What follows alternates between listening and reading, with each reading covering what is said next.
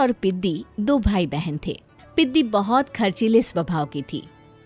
वो जितना कमाती अपने ऐशो आराम में पैसे उड़ा दिया करती। लेकिन किशोर समझदार था, घर को साथ लेकर चलना जानता था। अपनी बहन के जितना कमाता तो नहीं था, लेकिन फिर भी वो किसी तरह घर का खर्च चला लेता था। एक दिन पिद्दी किशोर से कहती है, किशोर, तुम थोड़ा ज्यादा क्यों नहीं कमाते? मेरे दोस्त रोज मेरा मजाक उड़ाते हैं। अरे बहन, मैं कोशिश तो कर रहा हूँ। अच्छा सुनो, अगले महीने रक्षाबंधन है, मुझे सोने का हार चाहिए, इससे कम कुछ भी ना लूंगी। अरे दिला दूंगा बहन। किशोर को पूरी रात नींद नहीं आती। उसके दिमाग में बस ये चल रहा था कि उसकी माली हालत इतनी बिगड़ चुकी है, अब वो सोने का हार कहाँ से लाएगा। अगले दिन किशोर सुबह सुबह घर से ये बोलकर निकल गया कि पिद्दी, मैं गांव से बाहर जा रहा हूँ, कुछ दिन घर नहीं आऊंगा। किशोर ने अपने काम के साथ साथ फेरी में कपड़े बेचने भी शुरू कर दिए, जिससे वो ज्यादा से ज्यादा पैसे कमा सके। रात में वो एक बिल्डिंग की चौकीदारी भी करने लगा। अपने काम से थोड़ा बहुत समय निकालकर बस कुछ घंटे की नींद ले पाता था। और कब वो कुछ दिन 1 महीने में बदल गए और रक्षाबंधन भी आ गया, पता ही नहीं चला। लेकिन किशोर अभी तक घर वापस नहीं लौटा। जहां वो काम करता था, पिद्दी के नाम का गुल्लक रखा हुआ था। किशोर ने उस गुल्लक को फोड़ा और सारे पैसे इकट्ठा करके एक सोने का हार खरीद लिया। घर में पिद्दी किशोर का इंतजार कर रही थी। तभी किशोर आता है। कहाँ चले गए थे? 4 दिन का कहा था और 1 महीने से पता नहीं कहाँ गायब हो गए थे। मैंने बस एक हार मांगा था और तुमने छोड़ दिया। अरे मुझे थोड़ा काम मिल गया था। कुछ नहीं, सब समझती हूँ, बहाने थे तुम्हारे। अपनी बहन के लिए इतना भी नहीं कर सकते, कैसे भाई हो? चलो यहाँ बैठो, राखी बांधती हूँ। पिद्दी ने किशोर को राखी बांधी। वैसे ही किशोर ने अपनी बहन के हाथ में सोने का हार रख दिया। उसकी खुशी का कोई ठिकाना नहीं था। वो मिठाई खिलाए बिना ही नेकलेस लेकर चली गई और शीशे के सामने अपने गले में हार रखकर देखने लगी। किशोर ने लड्डू उठाया और खुद ही खा लिया। ऐसे कई साल गुजर गए। एक दिन पिद्दी की नौकरी छूट गई। अब वो पूरी तरह किशोर पर डिपेंड हो गई थी। आए दिन किशोर को अपने महंगे महंगे शौक गिनाकर उससे पैसे मांगा करती थी। किशोर, कुछ पैसे देना, मुझे पार्लर जाना है। किशोर बिना कुछ बोले उसे पैसे दे देता। ये क्या, 500? अरे इतने में तो मुझे पार्लर में एंट्री मिलेगी बस।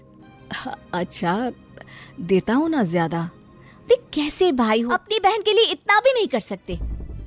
किशोर ने जेब से 2000 का नोट निकाला और उसे दे दिया। किशोर गरीबी में रह लेता था, लेकिन अपनी बहन को कभी कोई कमी नहीं होने देता था। बेटा, पिद्दी तुम्हारी बहन है, उसे कभी किसी चीज की कमी मत होने देना और उसका ध्यान रखना, क्योंकि भाई का फर्ज होता है अपनी बहन का ध्यान रखना। किशोर ने माँ की कही ये बात हमेशा के लिए याद कर ली थी। शायद माँ की इसी बात की वजह से किशोर पिद्दी की हर जिद पूरी करता चला आ रहा था। किशोर, आज मैं अपने दोस्तों के साथ पार्टी करने जा रही हूँ, मुझे कुछ पैसे दो ना। किशोर पिद्दी को समझाता है, लेकिन पिद्दी नाराज होकर चली गई और अपने कमरे में सुबक सुबक कर रोने लगी। किशोर से कुछ पैसे निकालता है और पिद्दी को दे देता है।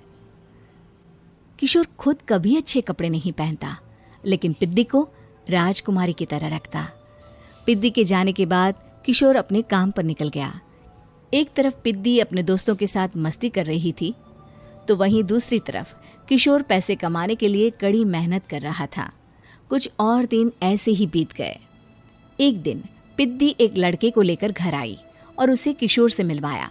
किशोर, मुझे इस लड़के से शादी करनी है, लेकिन इनके मम्मी पापा बोल रहे हैं कि उनको दहेज में एक कार चाहिए, तभी वो मेरा और पंकज का रिश्ता कबूल करेंगे। लेकिन बहन, कार खरीदना कोई सब्जी खरीदने के बराबर तो नहीं है। अरे कैसे भाई हो तुम, अपनी बहन के लिए इतना नहीं कर सकते? देखो, मैं ज्यादा इंतजार नहीं कर सकती, तुम्हें 1 साल में मेरे लिए कार खरीदनी ही होगी। अच्छा पंकज, एक काम करो, कल तुम अपने माता पिता को घर बुला लो, मैं उनसे तुम्हारे और पिद्दी के रिश्ते की बात कर लेता हूँ। अगले दिन किशोर के छोटे से घर में पंकज के माता पिता आते हैं। बेटा, तुम्हारी बहन ने हमारी शर्त तो बता ही दी होगी। जी, बेटा तुम तो इतने छोटे घर में रहते हो, दहेज कहाँ से लाओगे? मैं अपनी बहन की खुशी के लिए सब कुछ कर सकता हूँ। पंकज और पिद्दी का रिश्ता तय हो जाता है। किशोर अब अपनी क्षमता से 4 गुना ज्यादा काम करने लगता है। सुबह सबके घरों में न्यूज़पेपर फेंकता, दिन में मजदूरी करता और रात में चौकीदारी करता। खूब मेहनत करके किशोर ने अपनी बहन की शादी के लिए पैसे जुटा लिए। उसने अपनी बहन के लिए कार खरीद ली। जब वो पिद्दी के ससुराल वालों से मिलने गया तो उन्होंने किशोर से और पैसों की मांग की। इस बार किशोर हार चुका था। पिद्दी, माफ करना, मैं तुम्हारी शादी उस लड़के से नहीं कर सकता। वो लालची लोग हैं, उन्हें सिर्फ पैसों से मतलब है। देखो किशोर, मैं पंकज से ही शादी करूंगी।